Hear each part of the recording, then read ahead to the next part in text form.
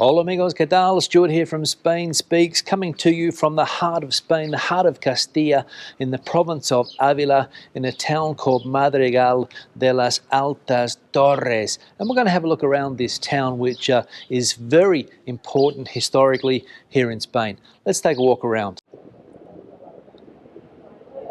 Now, the town has a population of around 1,500 people, but as I said, very important from a historical point of view because one of Spain's most famous queens was born in this town. And the famous person that was born in this town was Isabella the Catholic, one of the most important monarchs in this country, especially for the time that she reigned over the lands here in Castile. And as we can see here on Wikipedia, she was Queen of Castile and León from 1474 until her death in 1504. She was also Queen of Aragon from 1479 until her death, the wife of King Ferdinand II, reigning together over the dynastically unified Spain. Isabella and Ferdinand are known as the Catholic monarchs. A very, very important person in Spanish history, as I said.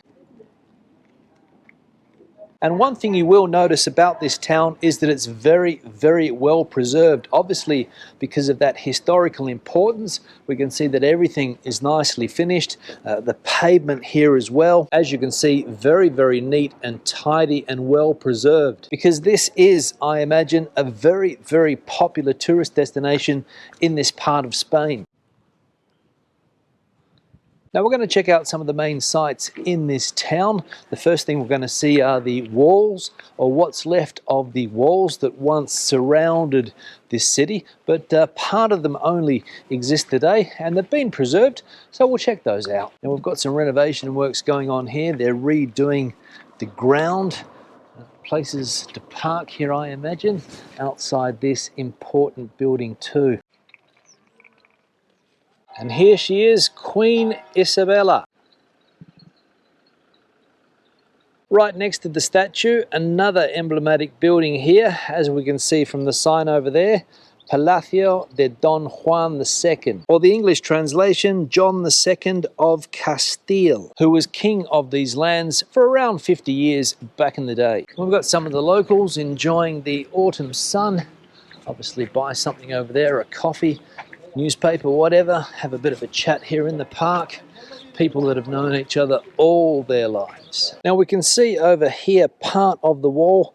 There's another part there, and unfortunately I think that's all that remains of the walls that, as I said, once surrounded this town. And this is the convent MM Agustinas, where Isabel la Católica was born, Casa Natal. We can see here the entrance to the building and a look inside the convent here.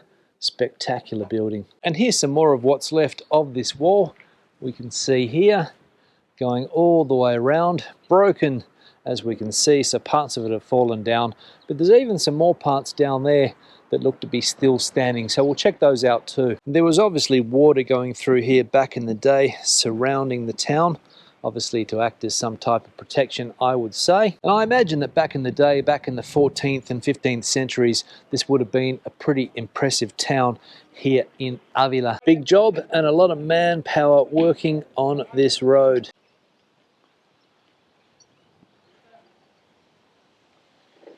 One of the local businesses, bakery. We'll go for a walk up here and check out what else we've got in this small town here, if there's anything interesting. Apparently there's a winery, or what they call here bodega, where the monks used to make wine back in the day, but I don't think it's open today, so we can't visit that place. But what else we got here? Let's have a look. Seems to be a local hub, food stores, bars, and accommodation. Bar's not open either, but the idea now is to find a place to have a coffee. So let's do that. Small park, and this heads back up to where the church is, I believe, and there should be a place to have a coffee up there. But an impressive little town here in the province of Ávila, autonomous community of Castile and León. Now we'll go for a walk down this street. There seems to be some life. We've got bars, People here having a smoke, having a cup of coffee. You can see, as I said before, that it's quite a well-maintained town, this one here, because of the amount of tourists that will be coming through. Unlike some other towns that might not be as nice as this one here. Butcher shop as well. They've paved the road here to obviously accommodate the vehicles. So moving away from the traditional style. We'll go for a walk around here because I saw another emblematic building over there. You can see that up there. We'll go and check that building out this way if we can. Now the emblematic building on top of the hill there is another church. So there's two impressive churches within about 100 feet of each other. Surprising, but again, very religious area this back in the day, and possibly even still today, religion very important for the locals here. There's a street market on up here. We'll go for a walk. Some of the locals are out buying produce or whatever they're selling here. Looks to be fruit and veg. Maybe some other stalls as well. Let's go and check it out. Let's go and see what we've got here. Because there might not be a fruit shop in this town, so the fruit person comes here, sets up a stall, and the locals come out and buy maybe once a week, I would say. Also got some clothes here. Here's the fruit. Get an idea. No clients. Clothes. And what's this guy selling here? More fruit. So if we go up here, we'll get to this impressive church. Up the stairs we go.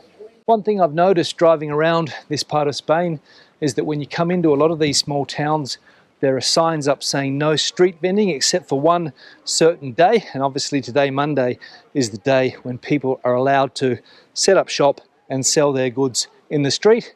The rest of the days, prohibited. Up the stairs we go. And this is most likely the back entrance to the church. We can get an idea of the views from up here as well. Spectacular. That's the monastery. The walls over there. And that looks to be some type of building over there, also in ruins on the outskirts of the city. And the flatlands of Castilla in front of us there. Let's walk around the church. Graffiti. So people either are ignorant or they just don't give a stuff about the cultural heritage of these buildings. Now you might say it's only a door, but still. All right, let's go and have a look at the front of this church, if we can. In fact, the street market goes all the way around here. So you can see it starts all the way around here and snakes its way around this street here. So let's have a look at the church. Don't think it's operational.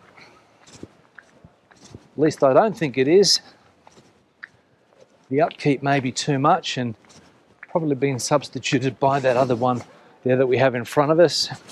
But back in the day, this would have been the main building here, I would say. But not anymore. Now, time to have a coffee. So I'll head to that bar that I saw there before, one of two bars that I've seen, because the other one's closed on Monday. So we'll go to the one that's open. So I've got the coffee. Time to wrap this video up. Questions and comments, please leave them in the section below. Debate the video out as you always do.